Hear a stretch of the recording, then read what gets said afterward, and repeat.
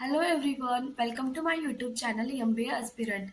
Myself Shinde Shraddha and I am the student of MBA first year from the SP Patel Institute of Management, Pune. Today I am discussing the need of government intervention in the market.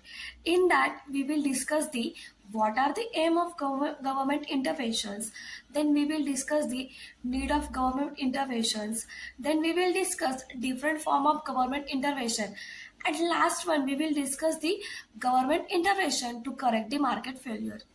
The need of government intervention in market to try and overcome the market failure. The aim of the government intervention in market are as follows. The first aim is the to stabilize the prices. The second one is the provide producer or the farmers with minimum income. Third one is to avoid the excessive prices for goods with important social welfare. And last one is discourage the demerit goods or encourage the merit goods. Then need of the government intervention in market. The first one is the efficient functioning of the market. Then creation of the basic framework for the fair and open competitive markets. Then establishment of the rule of the law. And fourth one is government creates and protect the property rights. Fifth one, frame competition and consumer law framework. This is for the Consumer Protection Act. Next slide, different form of the government intervention. There are the three forms of the government intervention. The first one is the minimum prices, second one is the maximum prices, and last one is the nudges. We will see one by one. The first one is the minimum prices. The minimum prices. This involves the government setting a lower limit from the prices. For example, the price of the potato could not be fall below the 13 paise. Here is the graphical representation of these minimum prices. In these graphs, shown that the minimum prices will lead to the surplus Q3 minus Q1. Therefore, the government will need to buy the surplus and store it. The minimum prices is set for the few reasons. The first one is the increases the farmers' incomes. Second one increases the wages, and third one is the make demerit good more expensive. The second form is the maximum price. Maximum price involves the putting a limit on any increase in the price.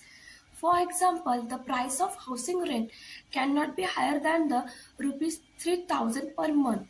Here is the graphical representation of the maximum price. In this, we will see the graphic. In this graph, we will see the maximum price will be set for the below the equilibrium. This makes sure the price is less than the market clearing the price.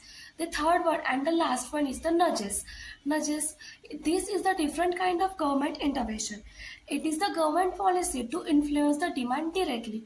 For example, putting cigarette behind the closed covers make it harder or less enticing for people to the buy. Here is the graphical representation in which nudges. Here is the two graphs of the first one is the tax and second one is the subsidy. In this graphical representation, we will show that the tax is the method to discourage the consumer consumption of the certain goods.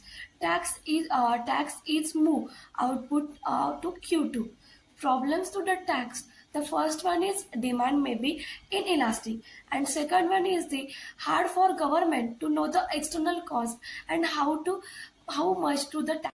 Last one is the government intervention to correct the market failure. The first one is the minimize the market power. Second one is the correct externalities. Third one merit and demerit goods. Fourth one, correcting information failure. And last one is the equitable distribution. Government plays a vital role in creating the basic framework within which fair and open competitive market can exist. The government established the rule of the law, and in this is the process of create and protect the property rights.